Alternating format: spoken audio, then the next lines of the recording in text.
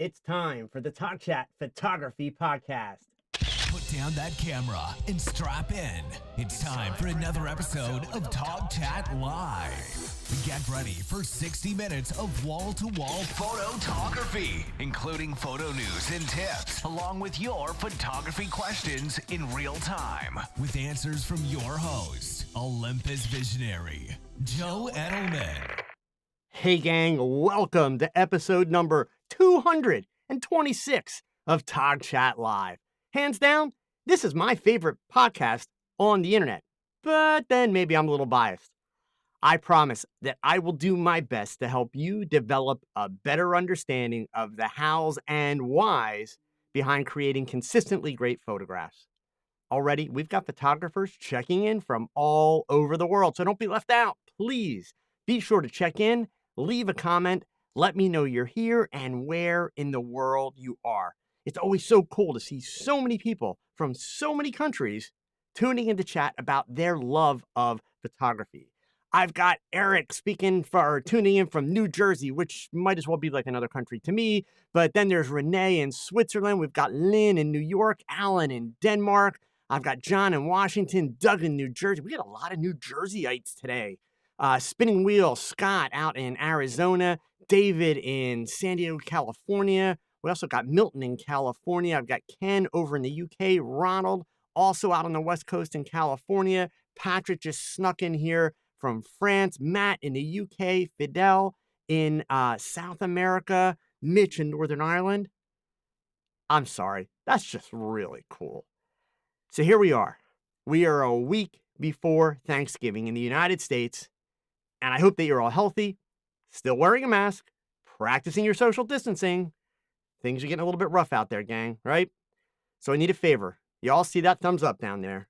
Please click it. Come on. I'm going to work really hard to help you with your photography in the next 60 minutes. It would help more people find my channel and TOGCHAT if you could do me a solid and hit that thumbs up. And hey, while you're down there, feel free to go ahead and hit that share button. Let your photography friends know that we are streaming live on YouTube right now. And of course, Twitter, Facebook, they're the fastest way to get the word out, right? I'm going to share that link for you in the chat window. And how can I help you with your photography tonight, right? You're here, so there must be something that you want to improve with your photography. How can I help? Start posting your questions. I'll do my best to answer them all in the next 60 minutes. And gang, I know it's fun to chat, but I'm going to ask you, save the chat for questions. That way you don't miss anything important and I don't miss any of your questions in all the chat noise. And also a quick reminder that TOGCHAT is now available for download every week as a podcast. I'm going to go ahead and share the link in the chat window for you. It is also below in the show notes. So that way, if you can't stay for the whole show tonight, or if you like to listen while you're commuting or running or editing, there you go. The show's available on iTunes, Google, Spotify, Amazon, and all the major podcast platforms. I post the podcast a few hours after the end of the live show each week. Okay, let's dig in to this week's TOG topic. 8 things every successful photographer does. One of the best ways to determine the path to success is to study the paths and careers that the most successful people have taken. That's logical, right? So I want to share 8 traits or habits with you that I have found exist in every successful photographer that I have ever met or studied. And let's face it, pretty much everyone wants to be successful. The challenge is that too many people choose the wrong definition of success. Merriam-Webster defines success using these examples: the degree or measure of succeeding, favorable or desired outcome, also the attainment of wealth, favor, or eminence. They also suggest the definition of succeed as to turn out well or to attain a desired object or end. Ironically, I hear from so many young or new photographers, and I say young or new because this problem is not due to the naivety of youth. It applies to all ages. I hear from so many of these beginners that success for them would involve being famous. Really? I have a two-word response for those photographers: reality TV. The overwhelming majority of reality TV participants are people who want to become famous. Instead, they become infamous at best, guilty of trying to be something that they're not, all for the purpose of becoming adored. Let's take the TV show America's Next Top Model as a great example. This show was a great concept, but I ask you, how many top models were born from that show? Not one. The reason is very simple. What designer or advertiser wants to have a girl represent them who has just spent 13 or so episodes on TV acting like a complete idiot for the sake of ratings and, of course, for the sake of impressing Tyra Banks? That's not how success works. You don't win it in a contest, and you don't wish it like a dream. Success for me has always been working to build the skills, to build the confidence that I could pick up a camera at will and create an image that measures up to my imagination. That started as a teenager. In fact, when I was a teenager, I attended several of the traveling Nikon schools where they had these well-known and very accomplished photographers travel the country and teach day-long short courses about all different types of photography. I would watch these photographers and think that it would be so cool to grow up and be them. Not because they were teaching for Nikon, but because of all the incredible places and the things that they had photographed. Honestly, I didn't believe I was good enough to reach that level. But I got up the nerve to ask one of the photographers after one of the events that I attended what it takes to become a Nikon school photographer. This is a 16 or 17-year-old kid asking this question. Honestly, I wish I remembered his name, but his answer has stuck with me throughout my whole career. He repeated my question back, and then he laughed, and he told me, if you're serious about photography, you don't try to become a Nikon school instructor. You don't try to win awards. You try to always do your best and make sure that you are never completely satisfied with your best. Keep learning, keep working to improve, and never settle for something that isn't better than what you did yesterday. He went on to tell me, if you do that long enough and you work hard long enough, you won't need to know how to become a Nikon school photographer because they will come after you. And sure enough, he was right. It took me 40 years from that point and a different camera brand, but here I am. Steve Jobs has been quoted as saying, if you look really closely, most overnight successes took a long time. So, what are the 8 things that every successful photographer does? Number 1, they take responsibility. Successful photographers realize that they are the masters of their own fate. You don't hear them complain about the things that get in their way. They understand that they are the only thing that will ultimately make or break their success. Number 2, successful photographers, they speak to strangers and they embrace small talk. Conversing with strangers is a great way to increase your luck, period.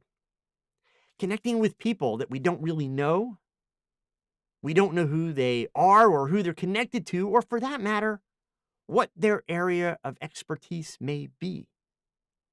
It doesn't cost anything to speak to people. Grocery checkout lines, airports, vacations, barbershops, anywhere that you encounter people. Strike up a conversation. Good old-fashioned small talk. Too many people look at small talk as a waste of time. And in some situations, it is. But people who are good at creating their own luck, they understand that small talk is a great way to establish rapport that will lead to a relationship that can lead to a game-changing opportunity. I'm a people photographer. Except for a very short stint shooting products for advertising, people have always been my subject. And it's virtually impossible to be a great people photographer without being a willing communicator. Number 3, successful photographers, they eavesdrop as well as listen. Another early mentor taught me that if you're not listening, you're not learning, simply because you can't learn without listening. Now, this was excellent advice. And I've since learned that eavesdropping, even when it may not necessarily be socially appropriate, can be very valuable. There have been many times sitting in a restaurant or in a checkout line that eavesdropping has presented an opportunity for me to make an introduction and eventually get work. There have been numerous times when eavesdropping in a convention or trade show has not only led to me making a valuable connection, but also allowed me to overhear an idea or concept that I may not have previously considered. Number 4, successful photographers, they act on their frustrations. We all get frustrated, and people have very different ways of reacting to frustrations. Some give up, others run away, some fight back. Successful people just get on with things. They take action. I have never met a photographer who doesn't become frustrated with their work or with the progress that they're making. Successful photographers don't dwell on that frustration. They act on it. Maybe it requires learning a new technique. Maybe just more practice. Maybe changes to their approach. Regardless of the solution, a successful photographer is one who will seek out the right solution. Not on YouTube, by the way.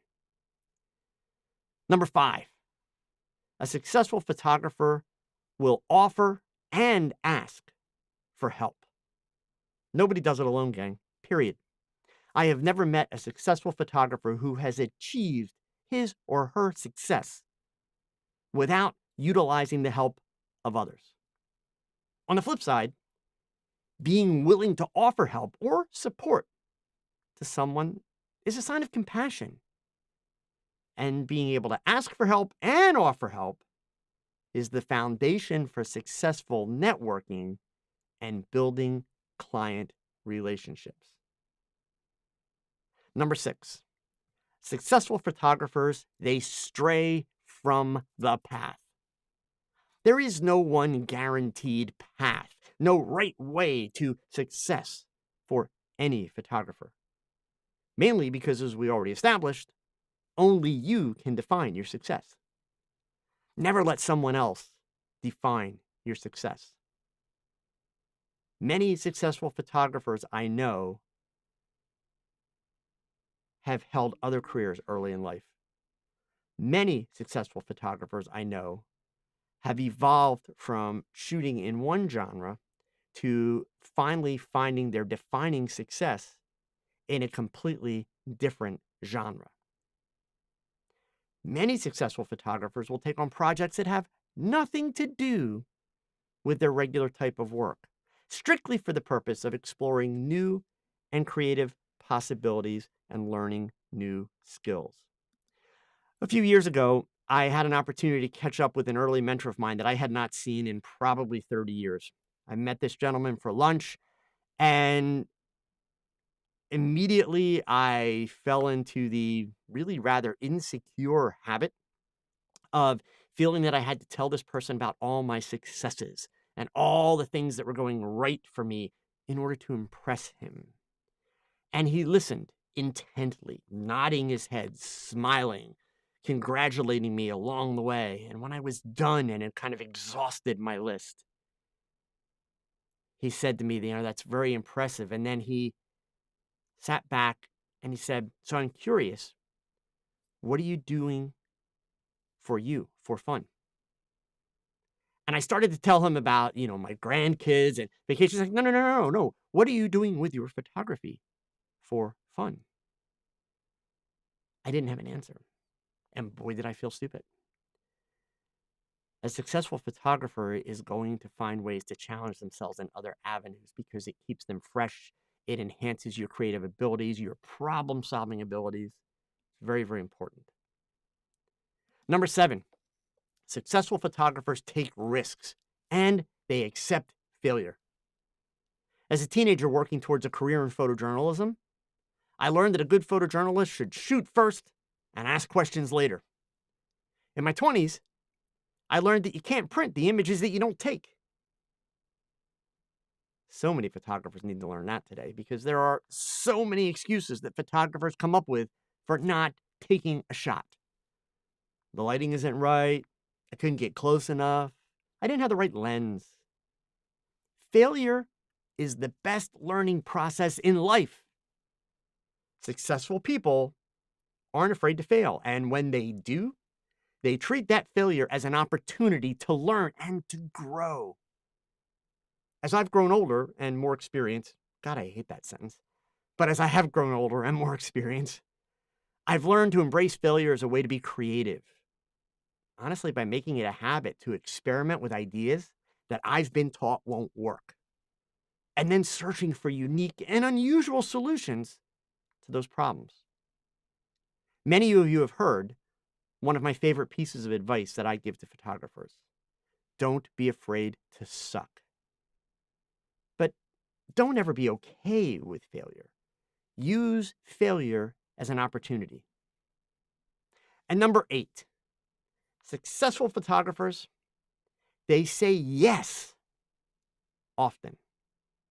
I've read so many articles where productivity experts say, don't be afraid to say no. And they talk about the importance of no. And indeed, we only have 1,440 minutes in a day. So you have to be careful about how you use them. You don't want to waste them. Saying yes can be a risk. It can also lead to great rewards. I find the biggest reason that people get themselves in trouble by saying yes is that they didn't take the time to properly consider the benefits and the outcomes. Instead, they were lazy and they only heard what they wanted to hear. Kind of like when someone says, I don't have a budget to pay you, but my second cousin is the photo editor of Vogue and she will see the photos that you take. And then you, instead of being honest with yourself that your work is not yet at Vogue level, and instead of asking enough questions to realize that this project that you're being asked to photograph is not going to produce any images that look like anything that appears in Vogue, you say yes because it's Vogue. And then you waste your time only to complain about it later. So before you complain, remember number 1 on my list. Successful photographers take responsibility and they don't complain. And I have one bonus tip that actually should be a life lesson, not a success tip, but I think it's very, very worth mentioning. Successful photographers never stop learning. The most successful photographers that I know still consider themselves to be students of photography. I am a firm believer that the day that I stop learning about photography, that is the day that I have officially become a dinosaur and my work and myself will be irrelevant. My learning, it comes from people, from having conversations with people, sometimes from books, definitely from conferences and trade shows, and almost never from YouTube. When I do find something that I think has value on YouTube, the first thing I do is test it myself to make sure that I understand it and can value it and use it. So there you have 9 traits, not 8, or habits that exist in most successful photographers, and for that matter, in most successful people. And I want to assure you that these little anecdotes and these suggestions have been hard-learned experience throughout my life. These are not regurgitated from some, book or website with a bunch of memes. These are practical habits. And let me also be very, very honest with you. They're hard. I have made plenty of mistakes based around each one of those pieces of advice that I have just shared with you. It's never too late to change your course. It's never too late to learn new tricks. And it's never too late to define your own success and then go out and work towards it and achieve it. So those are my TOG tips for the week. So we do have some big photo news this week from one of my sponsors, Olympus. The official introduction and ship dates have been released for, you ready? I got to get this right now. The Emsweeko Digital ED 150 to 400 millimeter f4.5 TC 1.25x IS Pro lens.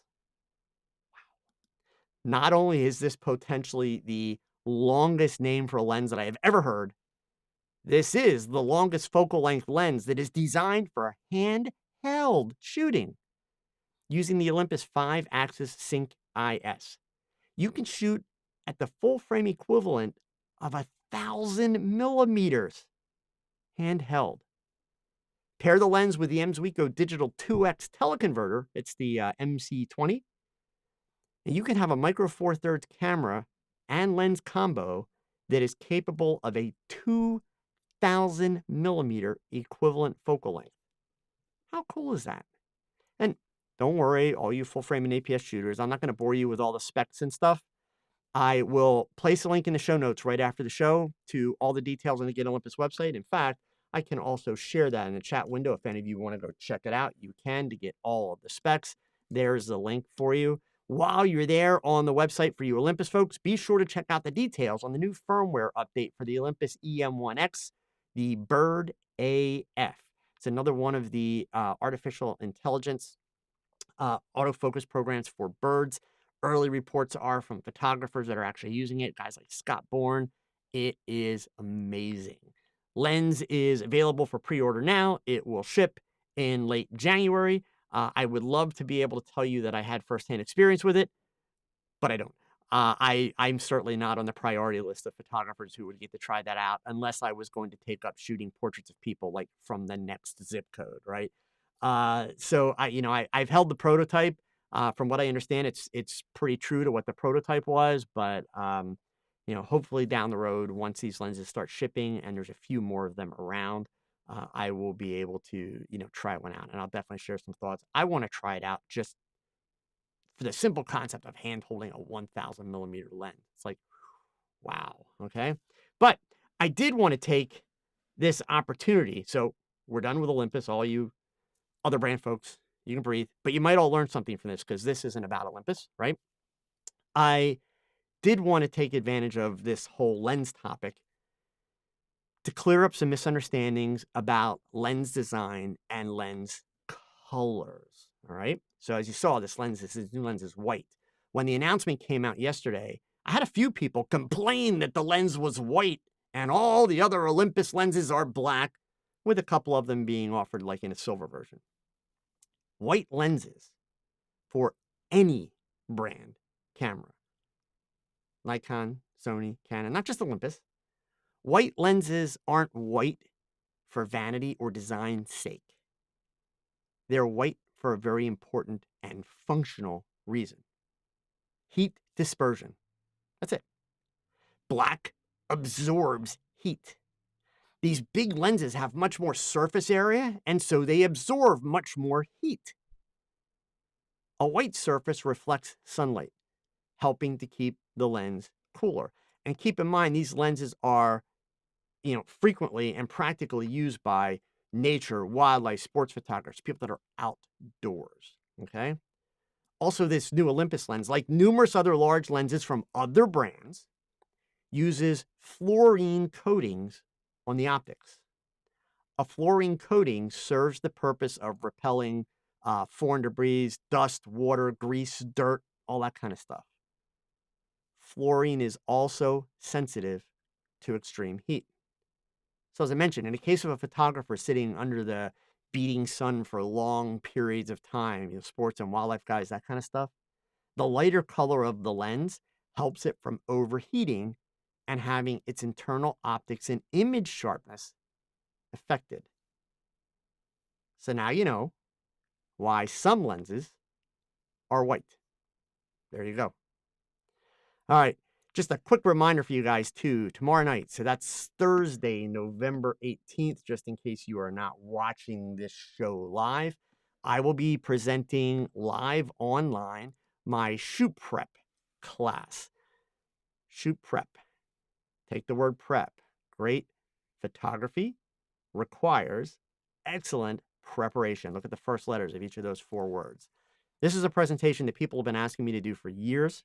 I've done it once before. This will be the second time in doing it, and I'm going to share everything that I do from idea all the way through to completion of the shot. I'll walk you through the importance of shoot prep for any genre and any type of photography, but specifically give you examples from my own career and my work. So there will be special emphasis on people photography, meaning portraits and fashion and beauty, and of course, working with models. We'll begin with how I come up with my ideas, and then we'll progress all the way through to finding models, working with makeup artists, deciding on backgrounds, lighting, all of it. Also, the people that attend will receive a download that is basically includes all of my shoot prep documents that I share with my subjects in advance of a shoot, as well as email templates and even model release templates. So I just dropped the link for you into the YouTube chat. You can also find the link in the show notes. Okay? All right, gang. Let's get into tonight's questions. How can I help you improve your photography? I do have a few questions that came in early from my Facebook groups.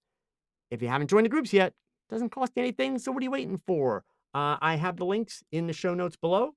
I am also going to drop those links into the YouTube chat so that you have them. There they go right there.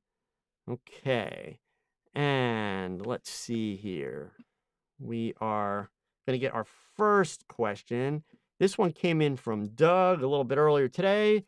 I often use the X-Rite color checker for white balance and color. Can it be used when working with gels, or does it become useless then? Doug, your question or the answer would be kind of like yes, no, maybe. It depends. So let me break that one down. For those of you that don't know what Doug's talking about, this is not the X-Rite color checker. This is a bigger one, but this is one of the ones they make for videos. So you can see basically it's got the color charts on it and the whites and the grays and the blacks, etc. So what's great about using those is that you can do a test shot, have your subject hold that in the test shot, and then when you go into Lightroom or Photoshop using the eyedropper tool, you can get your white balance like really, really quick. Now, I'll be honest with you, Doug. I've never considered using it if I am gelling my subject. If I'm putting white light on my subject, I use them frequently. I've not done lots of images where I've, maybe just put a blue gel on my subject, whatever. But when that has happened, I have not considered doing it. So I'm going to give you my answer based on what I would expect would happen. My advice to you is challenge what I'm telling you and see if I'm right or see if I'm wrong. Eric, Big Easy, man. Thank you very, very much. I really, really appreciate the super chat. Mike, thank you too. And Mike, I have a question in here from you, which I will get to. So I would go ahead and do a test, Doug. What I expect would happen is that when you eyedrop the color chart, the X-Rite, it's going to throw your intended color just completely off. You may wind up with something that's randomly interesting, but obviously you're not going to be able to kind of depend on that result. So I would try it. But my expectation is no, that's not going to give you a usable or shall we say consistent result. Okay? All right, here's a question I had from Mike. Let me make that a little bit bigger if I can here.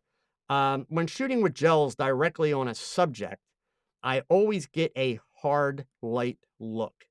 is there a way to achieve a soft light look with gels, or is that soft look achieved mainly through post-processing? I've previously shot with gels over 7-inch reflector directly on the subject, and I don't quite like the look. All right, Mike. So actually, that's a very good question, a reasonable question. Let's take it backwards. Putting the gel over the 7-inch reflector, you're still going to get very kind of sharp, harsh light. It's almost going to be the equivalent of working like with direct flash, but in color, with some color over it. So indeed, it's not going to give you soft light.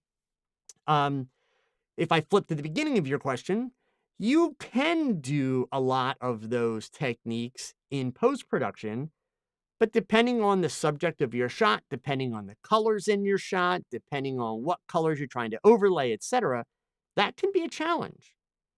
So the middle question that you had was, can you modify a softbox, umbrella, etc.? Sure.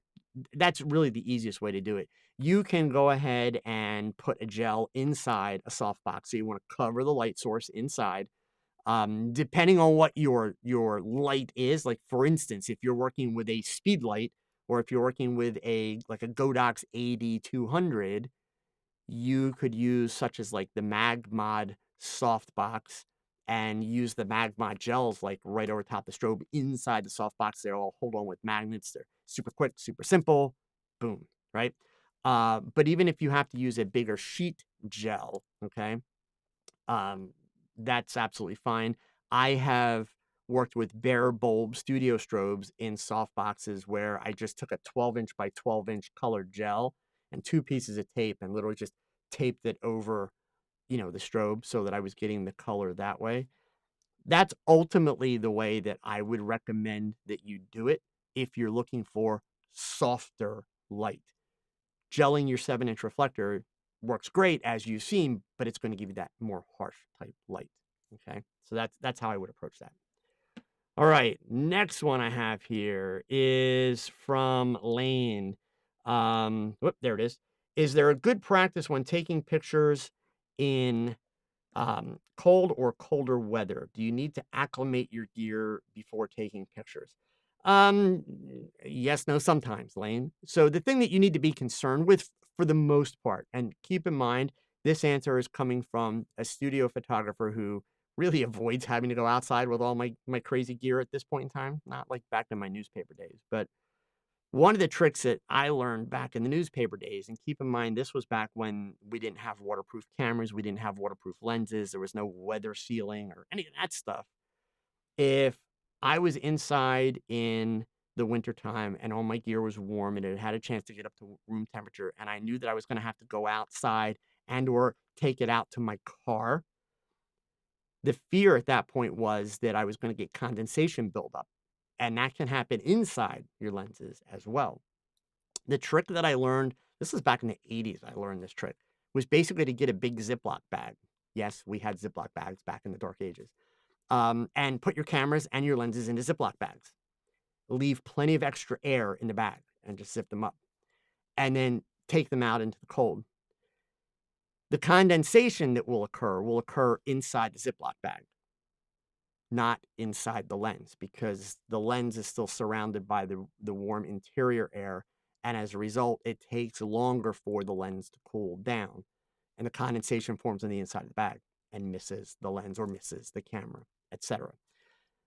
Same can happen in the summertime, actually, if you are in a house where there's a lot of really cool air conditioning, you're going to run out into a really hot, humid August afternoon, there's a good potential that you're going to get your lenses fogged up. Now, that generally, at least in my experience, doesn't produce as much condensation, but you do need to be aware that that potential is there. Ziploc baggies are the easiest solution that I've ever found for that kind of a situation. Okay. All right. Let's see. From Mark Andrew. I was just watching your video on how to shoot a white background headshot using 2 Digibee 800s with one being in a big octabox behind the subject. Is there a way I could, whoops, I'm missing a word there. He wanted to know if there was a way that he could use an LED light and then like a reflector in front of the subject with just one Digibee behind it. Um, you could, Mark, the challenge that you're going to run into is that Digibee is a ton brighter than most and I excuse me for making an assumption. My assumption is you're looking to save some money here.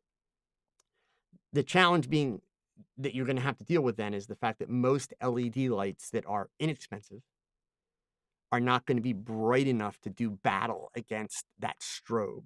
So you're definitely gonna have to turn the power of the strobe way down, and then you are going to have to try to make sure that you're working with a bright enough LED. So is it possible? It's possible. It's gonna take a little experimenting, gonna take a little bit of, practicing and troubleshooting, which is all good photography anyway. But yes, it's um, definitely possible. So I see a little note that came in here for it's so appropriate from North Polar. That's the username. Daniel. One slight tip off of Joe's comment about cold cameras. Once the camera's cold, keep it cold until you're done and then Ziploc it back up. Put your camera in the bag and then back inside. So basically reverse the process. And Daniel, thank you, because yes, there's clear logic to that. I should not have assumed that people would pick that up. So thank you for throwing that in there. Okay. All right. I got a couple more here that came in early. So this next one, I'm going to give you guys this one here. And then I'm going to ask a big favor of all of you.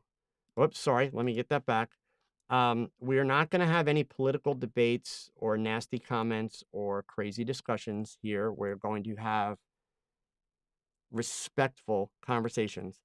Otherwise, I'm just going to have to pull people out of here. Okay. So from John, not trying to be political, but there is a software vendor that supplies what I believe would be the best product for my photography business. They have a stated political/social stance that he agrees with strongly and he practices. So that's good. He's in sync with his company. However, on their website, they also show groups that they support both socially and financially.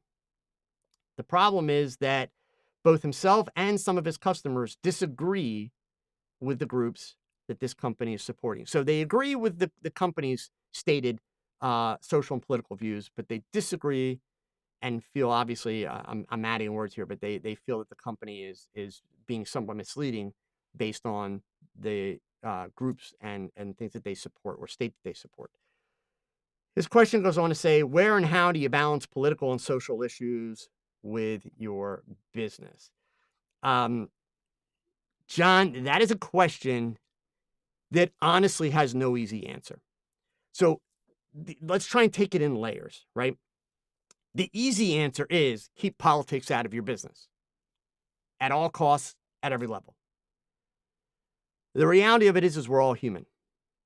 We all have beliefs. Okay.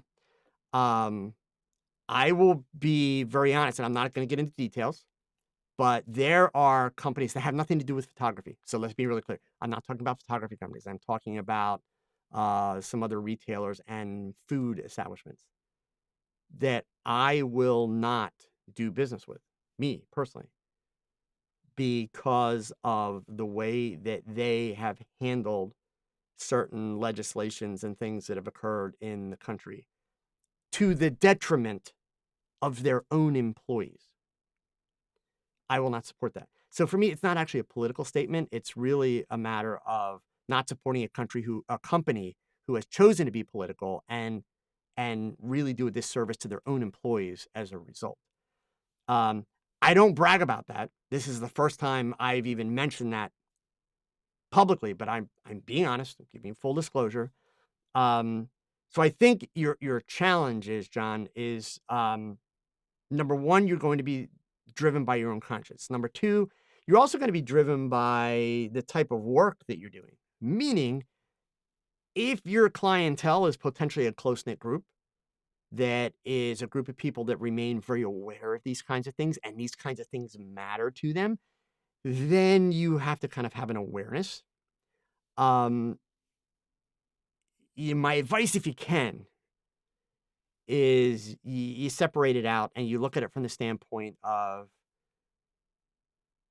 is this company in and of themselves, are they doing anything wrong. And even these organizations that you're worried that they're supporting, and again, this is just my advice, but are these organizations actually harming people, or are we really talking about a political difference, right?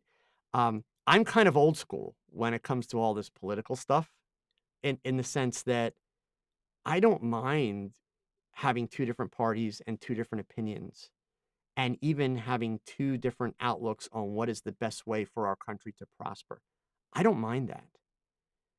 But I miss the days where both sides were able to come together and compromise. Okay.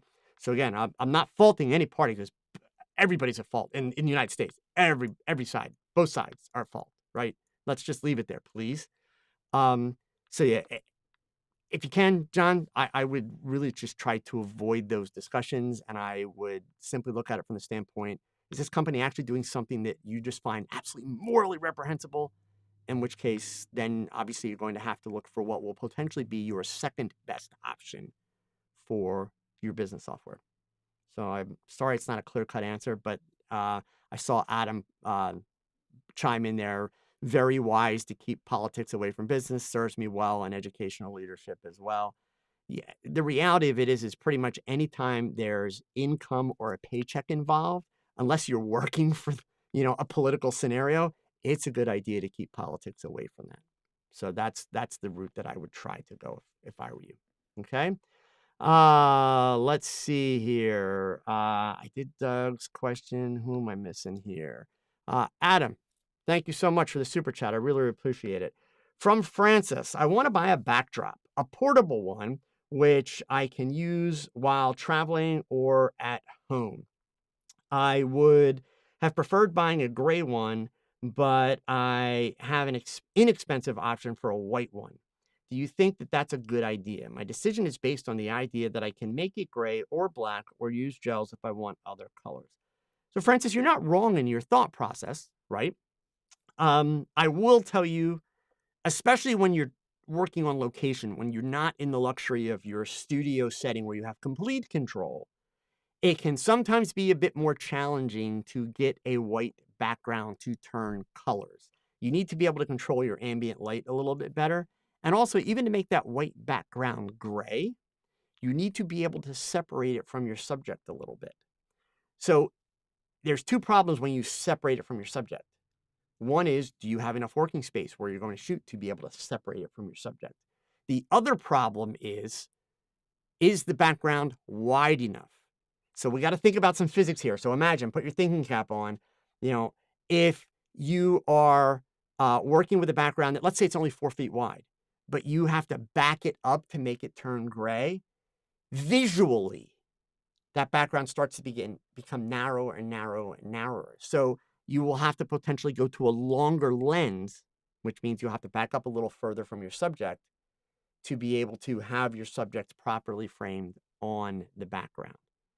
So it's kind of like a 4-foot background isn't a 4-foot background if it's 8 feet behind your subject. It visually becomes a lot smaller. That's the challenge. So as long as you are feeling comfortable with those challenges, then sure, you can do all of the things that you are thinking that you can do. Okay. All right, and I've got one more question that came in early, and then we're going to jump into the chat here. I hope I'm not butchering this name. Hekmat. Hope that's close. When I shoot on location with a model, I have no assistant, meaning I can't use a reflector, for example. What can I do to make the best of light, taking into consideration that I have no control over the changing light? Well, the first thing I would recommend is that you might consider taking a light stand, a weighted bag. It could even be a milk jug with stones in it that you take with you and collect stones to put in as a weight for the stand, and then a holder and a reflector. I frequently go out and shoot with models by myself with a reflector and take a stand and set it up. Certainly on a really, really windy day, that's not going to work, right? But even with a light breeze, as long as you are adding a weight to the stand, you can make that work. The other option, which is a very doable option, is if you need to shoot on location. Number one, you should always scout your locations in advance. If you really care about the outcome of your shots and you're going out to do portraits or going out to work with models, scout your locations in advance. Download an app like Photographer's Ephemeris, or better yet, I like Light Track, and I also really like Sun Surveyor. All three of those are available for Android and iPhone. Download those in advance, and that way you'll be able to look at your calendar for the date that you're planning to go, and you'll be able to tell, where is the sun going to be in the sky? How high will it be in the sky? So you can go location scouting, even if you can't go at the same time that you're going to do your shoot. You can go location scouting and figure out, where am I going to have a nice background that's not cluttered, that's, and where I'm potentially going to be able to put my subject in shade. If you can put your subject in shade, you'll have nice, soft, even lighting. When you're doing portrait work outside, folks, if you're not, I'm sorry, but if you're not one of those zombies who's determined to go out and overpower the sun, yada, yada, yada, you get the most beautiful lighting ever simply working in the shade. And it makes life so simple. So that would be my recommendation. Okay. All right. So let's see. I'm going to work backwards here. From Alexander David. Hello, Joe. This is my first time attending your live talk chat after bouncing from dozens of podcasts, because this one is where I've consistently learned from. Oh, gosh, thank you. I thought there was a question there. Alexander, I really, really appreciate your kind words. I try. I'm not always perfect, but I try. Okay. But thank you. It also helps. I've got really, really great followers that are really learning themselves with me how to ask great questions that we can really dig into and learn from. So I really can't take all the credit. Okay. Let's see. And John had a follow-up on his question. Good, John. I'm glad you were here. I agree that we're all free to have our own opinions. I'm just not sure I want my dollars going to places that I cannot support. And yeah, John, I mean, unfortunately, it's a very personal decision. And I guess at the end of the day, what it comes down to is, it's not up to anyone else to tell you if it's right or wrong.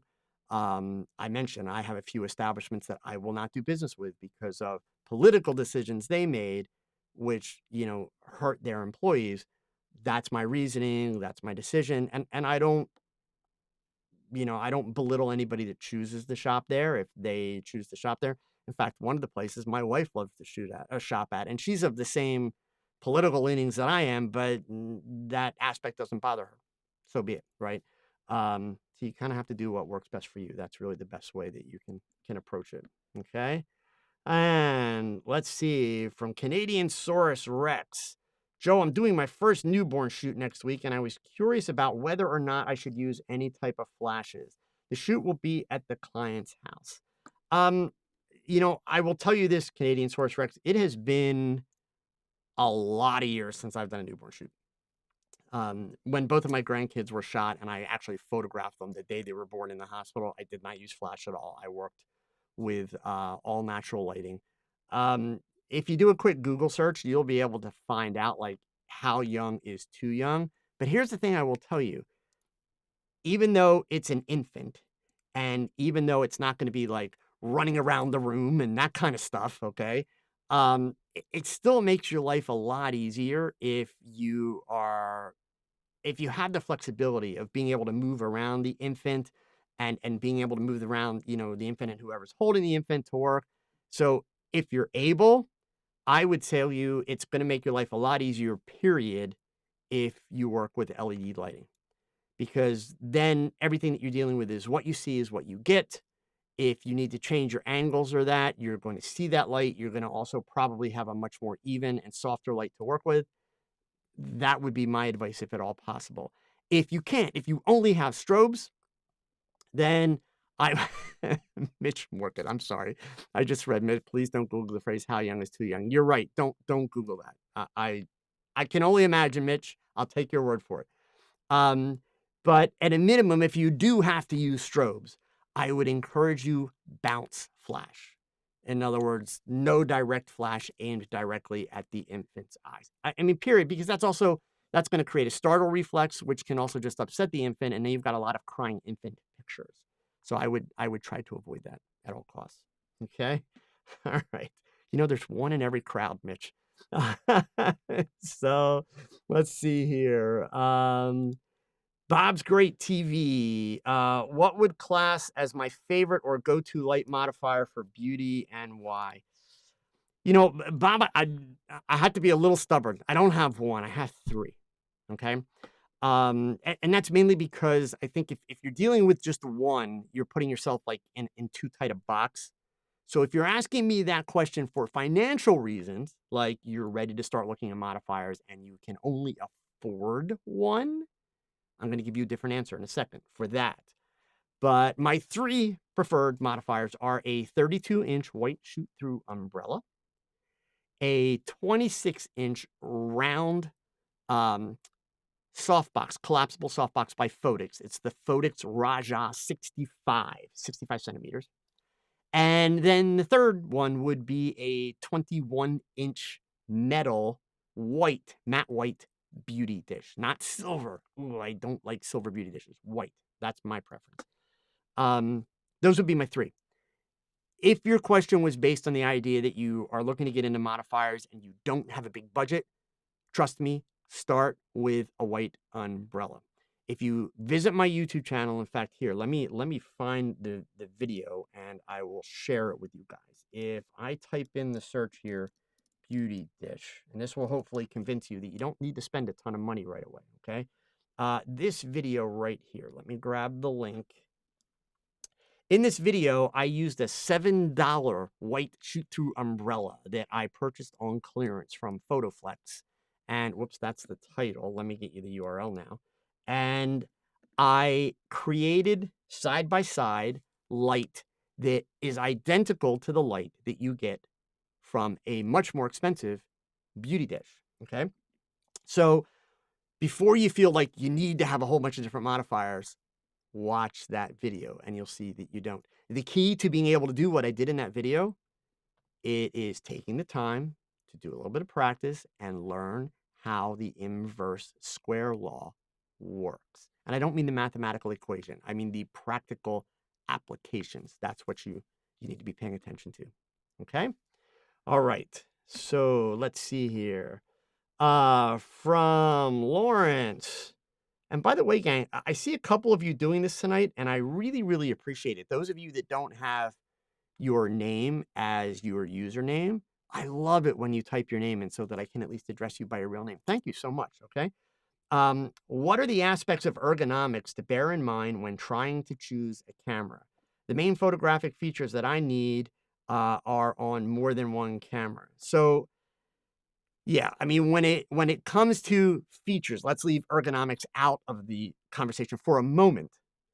When it comes to features, the simple reality is in many brands, it is hard to find, and actually that's not a fair statement. You'll all accuse me of, doing an Olympus thing. Let me rephrase my statement. It is often hard, regardless of the brand, to find one camera model that allows you to do all of the things that you ultimately want to do easily, right? So that's just a reality of life. But for me, when it comes to ergonomics, the whole idea with ergonomics is comfort and ease of use. So when I put that camera in my hands, are the buttons, are the controls, the dials, where it is comfortable and easy for me to use them. That's like first and foremost, super, super, super important, right? And that's really it. I mean, obviously one of my big concerns when I started shopping around, when I was getting fed up with my Nikon cameras and the idea of Olympus came into play was like, yeah, but they're small. And I loved the ergonomics. I can't speak for the Nikon mirrorless cameras. I have not yet held one. But my Nikon D810 and the cameras previous to that, I loved the ergonomics. I never liked the Canon ergonomics. Canon made great cameras, but I don't like the ergonomics. That's strictly personal taste and my hands. So that was one of the concerns I had with Micro Four Thirds when that idea first popped. And then when I went and started picking up the Olympus cameras, and at the time it was the EM1 Mark II, the ergonomics are just to die for in that camera, especially with the grip. So when I first switched to Olympus, I always used the grips on the camera, the extra grip, because that made them like mini Nikons, literally. Now that I've gotten more comfortable with the Olympus system and all the Olympus gear, with my EM1 Mark III, which is the current camera, I don't use the grip on that at all. So it's even smaller, even lighter, and I absolutely love it. But that came about through a little bit of a learning curve with the system and getting used to the system. So Lawrence, for me, it's comfort and ease. Part of what I love about the Olympus cameras, every button, it's just feels like it's where it should be, right? I can control everything on the back of that camera without having to move my hands, back and forth. Okay, everything that I need while I'm shooting, it's right where it needs to be, and that's awesome. Keep in mind too, with cameras like the EM1X, Olympus is also taking ergonomics to a whole new level, so that your button locations on the top front grip, when you turn the camera vertically and go to the vertical grip, the buttons are identically placed. The size, shape, measurements are the same. So the ergonomic experience that you have vertically and horizontally is identical. No other brand has that, which is pretty cool. Okay. Let's see, Michael, for the colored gels, could you add a translucent piece on the gel or smear it with Vaseline? Um, Sure, you could obviously use Vaseline. You got to kind of clean it off later, but yeah. Do be careful with Vaseline. The one thing I don't know about Vaseline, Michael, I don't know if it's flammable. So flash heads can get hot. LEDs can get hot. So just do a quick Google search to see if there are any issues with Vaseline being flammable. Mitch, maybe you can let me know if there's any reason not to Google flammable Vaseline. But other than that, just check that out first, Michael. Okay. All right. And let's see, Adam. Videography question. Uh-oh. Okay. So during live YouTube webcast using the EM1 Mark III and the new beta software, I lose the audio source at about 45 minutes. Wow.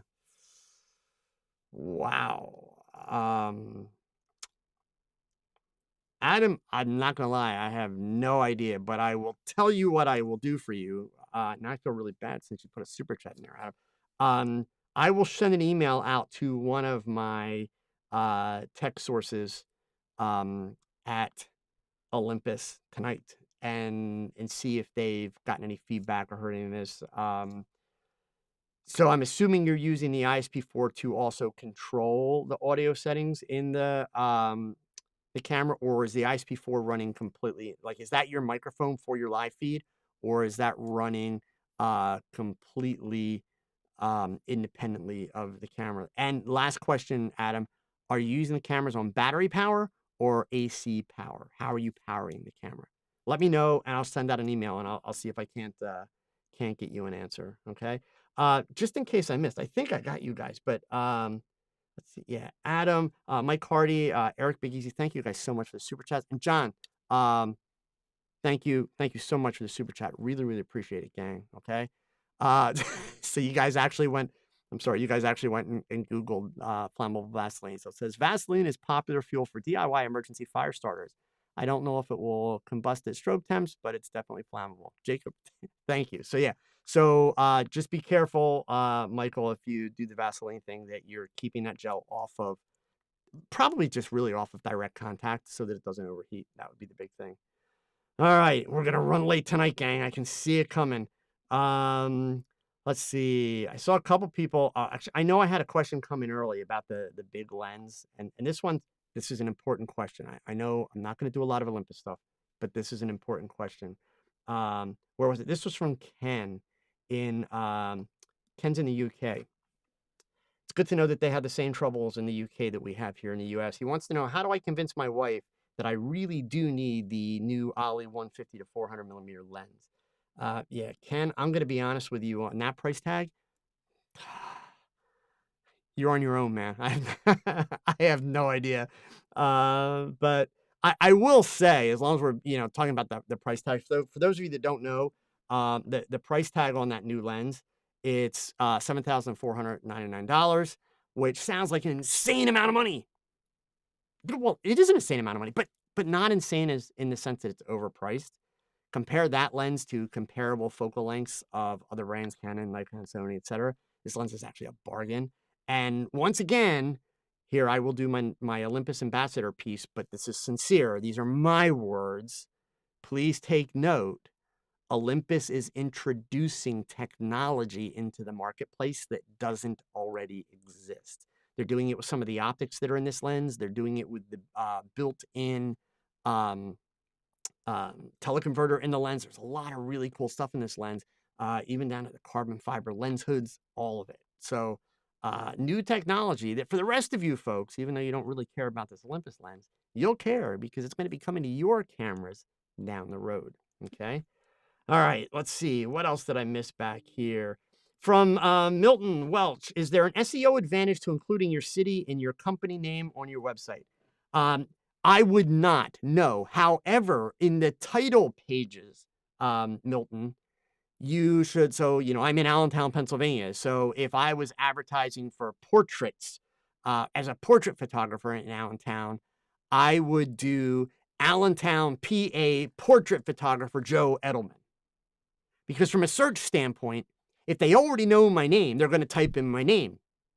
So the Allentown, PA, and the portrait piece becomes irrelevant, right? So it's okay to have my name last. What I want is I want the people that are looking for portrait photography in Allentown, Pennsylvania. So my title of my page would be Allentown, PA, portrait photographer Joe Edelman, right? And then a lot of photographers will make the mistake and their titles are like award-winning photographer, so-and-so. I promise you, clients don't go to the internet and Google search for an award-winning portrait photographer. That doesn't happen. So, but yeah, I wouldn't add the city into your domain name or anything like that. Okay, and definitely not your company name. No, your company name, by the way, Milton, it should be Milton Welch. Seriously. Understand that if you come up with some cool name like, Rainbow Bright Photography or whatever, you now are making yourself sound more expensive. So you better have amazing work. Otherwise, you're gonna price yourself out of the market without ever showing your prices. Companies, when you do your website and you do your marketing, you're saying we, us, because you want to make it sound impressive. You're also making it sound expensive because everybody's got to eat. You have to pay all those alleged people that you have. Ultimately, people want to know who's going to take my picture. What's this person like? So make the business your name and connect with your customers. You'll have much better success with sales. SEO is an interesting scenario right now in that it is changing rapidly. It is still important if you're really going to be aggressive with your marketing, but not in the same ways that it was 5 years ago. Definitely not in the same ways that it was 10 or 15 years ago. The most important thing that you can do, and Google is working very hard to take SEO completely out of the mix, which is great. It's great because it saves us all so much time. But the key to that is you have to produce great content, period. Provide value. That's the key, okay? All right, let's see here. Scrolling on down. Let me try and get a couple more in. We'll see if we can get them all. Eric Big Easy, I need a TOGCHAT shirt. I know. A bunch of people have asked. I'm not going to lie, with COVID, that all kind of got shelved because, the other problem I have, not that it's your problem, I have to solve the problem. I can't get these done on demand. I can buy the shirts from Dickies. Like if you want just the shirt without, sorry, without this, you can go buy the shirt from Dickies. They're actually really affordable and inexpensive. And they also have them in red instead of the blue. But to get the embroidery in that, I have a company locally, but that would mean I would have to buy the shirts in advance, hold them, warehouse them, ship them. I don't really have the time for that. So I haven't given up on it, but not ready yet. Okay.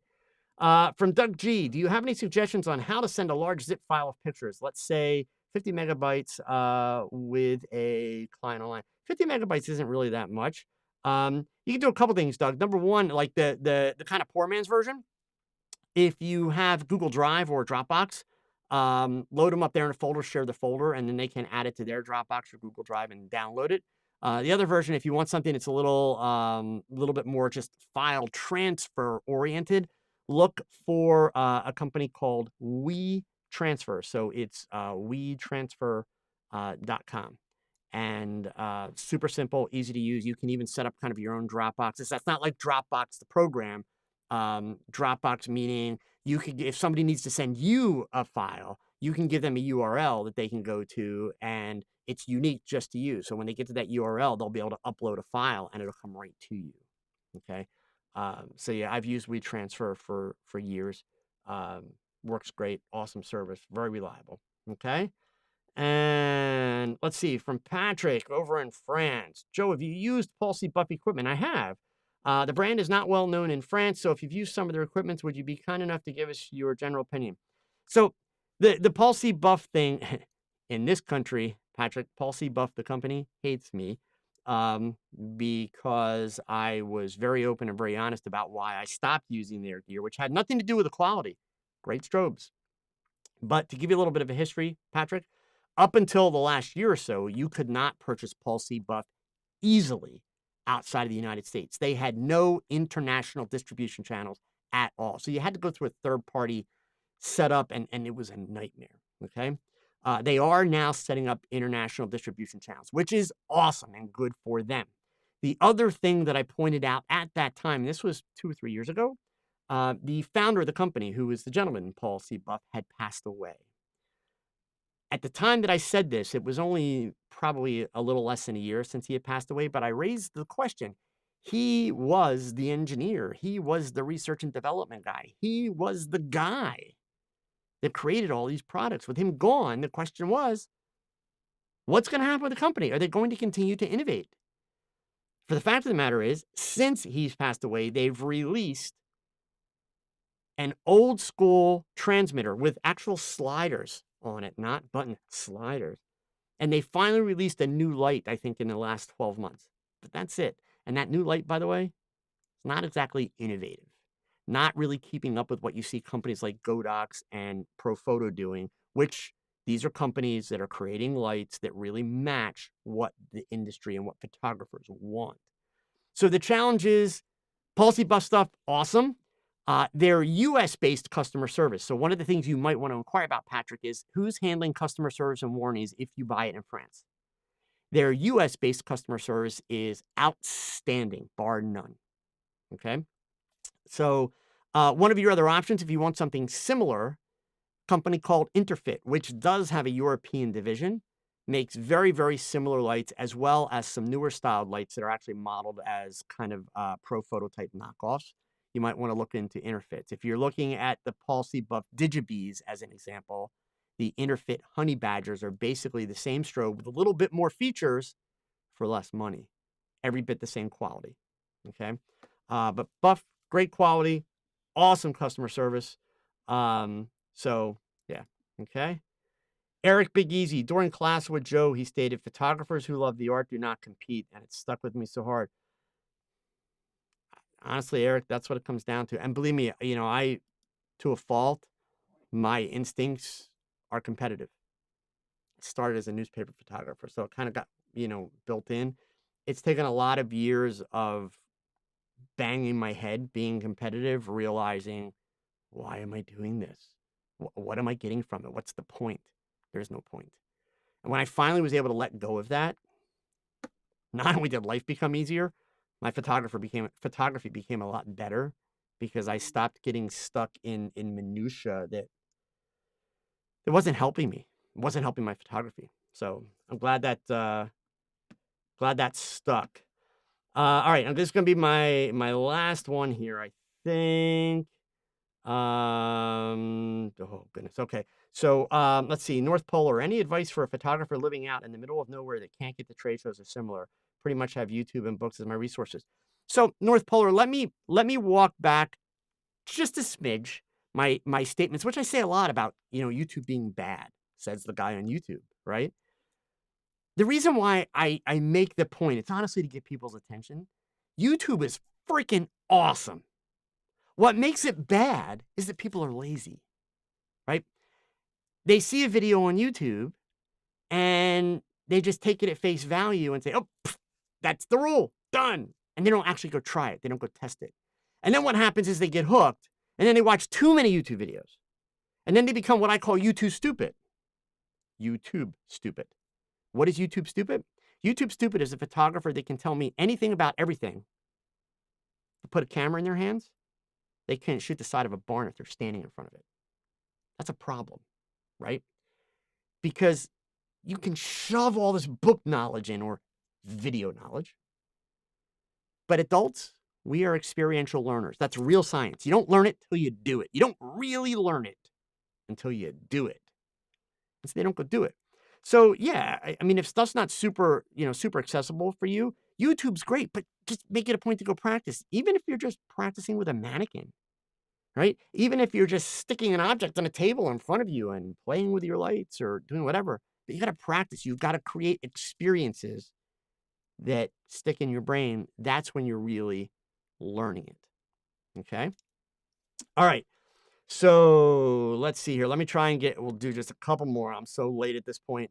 Adam, many are in a tizzy about the AI sky replacement, but I'm thinking about it, but am I thinking about it wrong to think it will be a great tool to perhaps accomplish background replacements for photos? Adam, actually, this is the same answer that I just gave with regards to why is YouTube bad.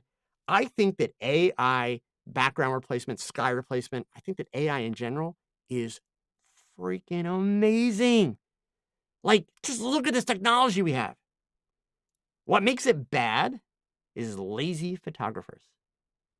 Lazy photographers who are honestly, sorry gang, but dumb enough to swap in a background where the lighting in the background doesn't match the foreground. And then the picture just looks weird, right? Or lazy enough to use all the same backgrounds over and over and over again. Understand, gang, that when you use one of the backgrounds that are in Luminar, Luminar's a great program. I'm not trashing Luminar. But when you use one of the programs or the skies that are in it, you and about 10,000 or who knows, 100,000 other photographers are using the same doggone skies. Suddenly your work starts to look like zombie work because it's just like everybody else's. So if you're going to use that technique, that's awesome. But walk around with your iPhone, right? Because I get it. None of you carry your cameras with you all the time like you should. So use your iPhone. When you see an awesome sky, take pictures of it. Horizontal, verticals, overexpose it, underexpose it. Take pictures and create a gallery. I'm not kidding. I've been doing that for years. Since we got into digital technology, I have thousands of sky pictures. And how often do you see a picture by Joe Edelman with the sky in it? Not that often, but I save them just for that reason, because they're easy to do. If I walk the dogs and there's a really cool stormy sky, click, click, click with the iPhone. If I don't have my Olympus Tough TG6 with me, and if I do, then I'm using that, right? So, yeah, I mean, I'm all for them, Adam. I think that technology is amazing, but the key is people get lazy. And that's where so many people are whining and griping. So, hey, Joe, I'm about to work with my first paid model. Do you have any last minute recommendations? Craig, you should take my presentation that I'm doing tomorrow night, shoot prep. I seriously, I guarantee you will not feel like you wasted your time or your money. I would encourage you to take that. Because yeah, there's tons of things that you should be thinking about, right? But, and that's exactly what that presentation is about. Okay. Let's see here. Scrolling down. I think there was one other that I saw came in at the end. I want to try and grab. And the last one from Malcolm. Malcolm's right down the road from me here. Joe, your opinion on using a large softbox with a diffuser on a strobe for a 1-year-old. Again, Malcolm, you can. The challenge is if that 1-year-old is mobile, like crawling around, not going to sit still and that kind of stuff, keep in mind with that softbox, you've got a sweet spot, right? So it might be a lot easier for you, depending on the space that you're shooting in, Malcolm, to actually bounce the flash.